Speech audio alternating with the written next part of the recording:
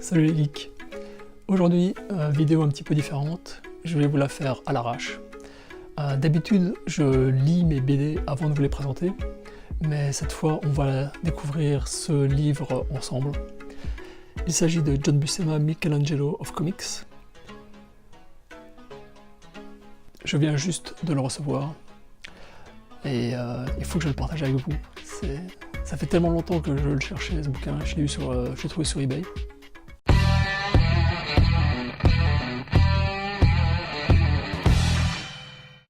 Avant de parler de ce livre, comme vous pouvez le constater, je suis un fan de Big John Buscema, donc j'ai quelques livres de lui.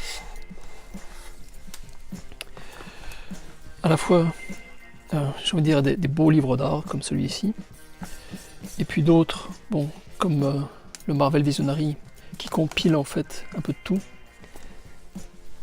Et puis,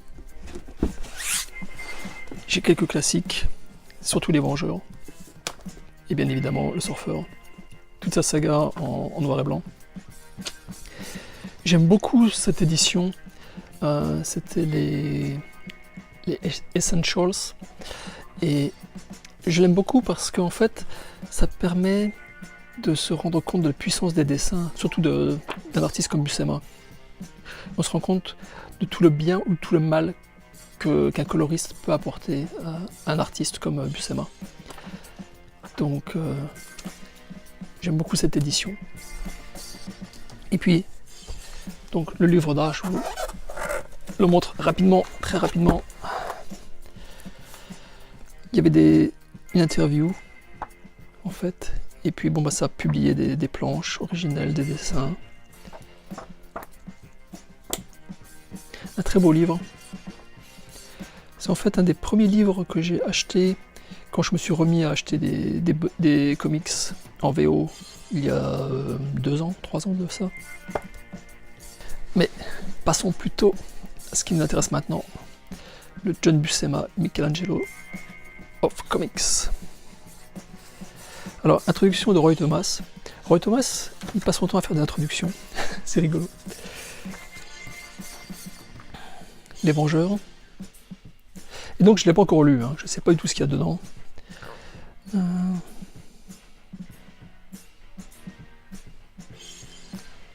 Ouais, Roy Thomas et Buscema. Ça c'est vraiment la pose classique de Conan. J'adore comment dire ça? J'adore la façon qu'a Buscema de représenter le corps humain. Je suis un grand fan de Gil Kane, mais Gil Kane, c'est l'anatomie parfaite. Il dessine comment on appelle ça, les bonhommes au cédar. Alors que Buscema, surtout avec son Conan, il y a on sent un passif dans l'être humain. On sent quelqu'un qui a vécu.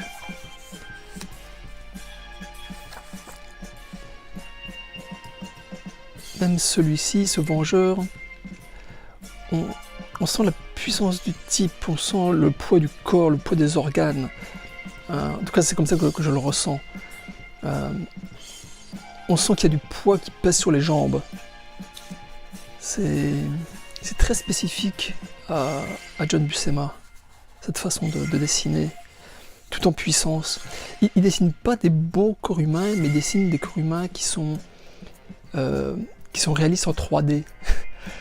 Ils ont une présence physique. C'est comme ça que je le ressens. Alors que Gil Kane, il dessine de très beaux corps humains, mais je ne les sens pas, justement, physiquement. Je ne les sens pas dans l'espace, de la façon dont John, lui, le fait. Bon, ouais. Et même un androïde peut pleurer. Ça, c'est une image iconique. Alors, donc là, on est en plein dans les Vengeurs. J'adore les Vengeurs. Submariner, je suis pas un fan. Mais bon, ça ne gâche rien par rapport au dessin. Évidemment, maintenant, c'est le Surfeur. Alors ça, cette image, c'est pareil. Je ne connais aucun artiste qu'il puisse dessiner aussi bien que Buscema des personnes assises dans des fauteuils, des trônes, etc. Que ce soit Mephisto ici ou Loki dans Thor, ou Conan, comme ici, voilà, c'est Loki dans le Surfeur, mais c'est le même type d'image. Il dessine des corps qui sont avachis ou qui sont prêts à exploser. On sent une puissance contenue. Je trouve ça incroyable de qualité graphique. Et puis le titre, The Good, the Bad and the Uncanny. Le bon, la brute et le mystérieux. Inkspot Sal Buscema. Donc je présume que là il parle de quand le petit frère. Ah oui, quand le petit frère ancrait, donc le grand frère. Sal Buscema, pendant longtemps, je l'ai pas aimé. Je sais pas pourquoi en fait. Parce que après je me suis rendu compte que je n'aimais pas certains de ses dessins ancrés par certaines personnes. Mais en fait j'adorais la plupart de ses dessins. Et il dessine dans un style complètement différent de John. On passe aux X-Men. Les Inhumains. Bon, je vais un petit peu accélérer. Je change de main et j'accélère. Les 4 Fantastiques. Ouais, Thor, les Vengeurs et Conan. Un superbe dessin. Ce sont les 3 séries que j'ai vraiment préférées avec faites par John. C'est X-Men, Daredevil, tout ça. Bon, c'est sympa, mais c'est pas ce qu'il a fait de mieux. Tony Detsunega, ici, autant je trouve que son ancrage est relativement bien pour Conan le Barbare, autant là pour Thor, non, ça le fait pas du tout. Enfin, à mes yeux. Encore un joli dessin. Enfin, un joli croquis. Et là, je crois qu'on arrive au Conan. En tout cas, au Barbare.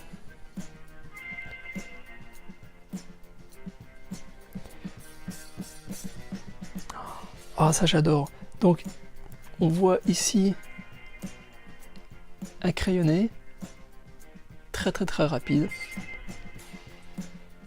Le crayonné un petit peu plus étoffé.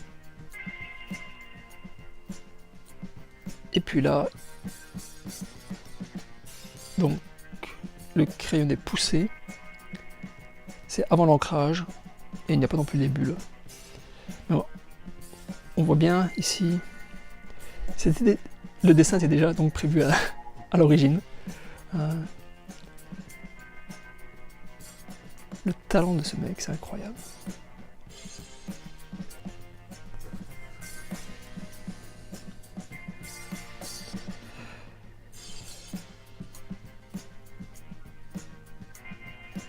On voit aussi qu'il a peint.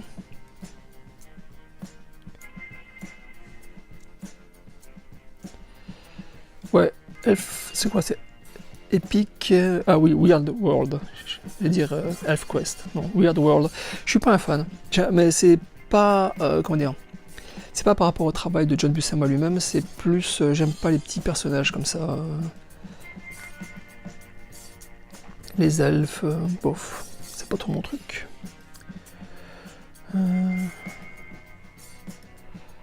Conan. Les barbares sauvages.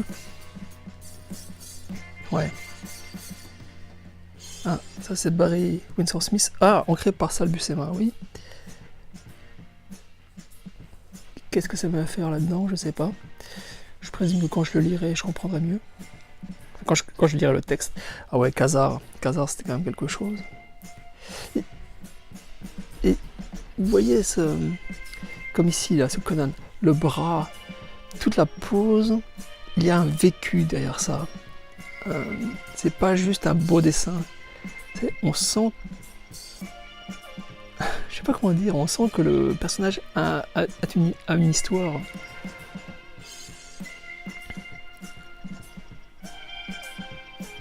Même là, le Conan qui est pensif. Ouais, ici avec Alcala, là, Alcala rajoutait énormément de détails au dessin de Buscema, mais ça marchait très très bien.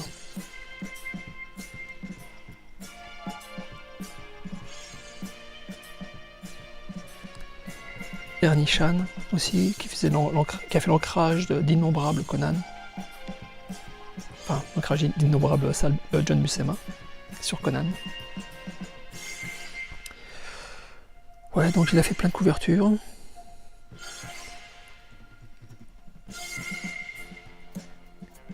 je crois que ce sont ses comic strips. Il a aussi fait des très jolies jeunes femmes.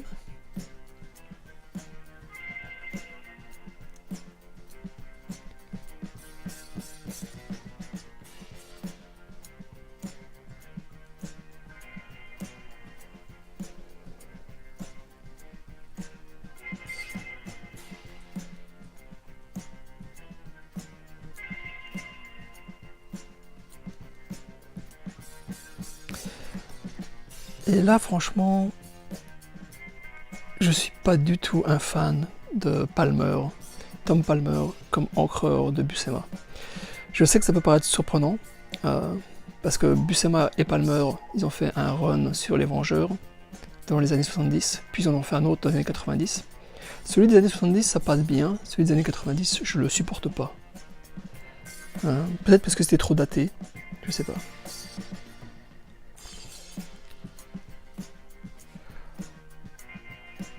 Encore un Mephisto assis.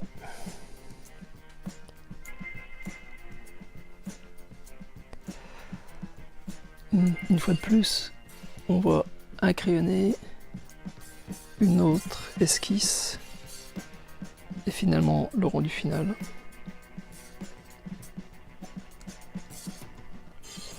Ouais, enfin bon, ça c'était, j'ai envie de dire c'était à la fin. Bon, c'est un commentaire. Par contre son Conan c'est une œuvre d'anthologie.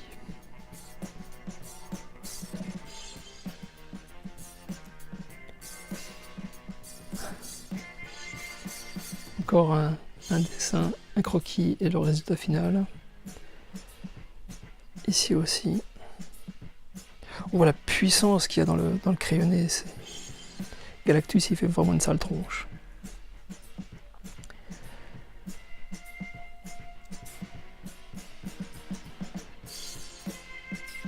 Et puis bon, voilà. Monsieur John Buscema, qui est vraiment le Michel-Ange des comics, il n'y a pas à dire. Voilà, j'espère que cette vidéo très courte vous aura quand même donné envie de découvrir ou de redécouvrir John Buscema. Ça a été un titan, un des dieux de Marvel pendant plusieurs décennies. Il a aidé à créer le look Marvel. Et c'est un très très grand monsieur. C'était un très très grand monsieur. Voilà, j'espère que la vidéo vous a plu. Et puis, n'hésitez pas à commenter, à me laisser un pouce bleu, à vous abonner si ce n'est pas déjà fait.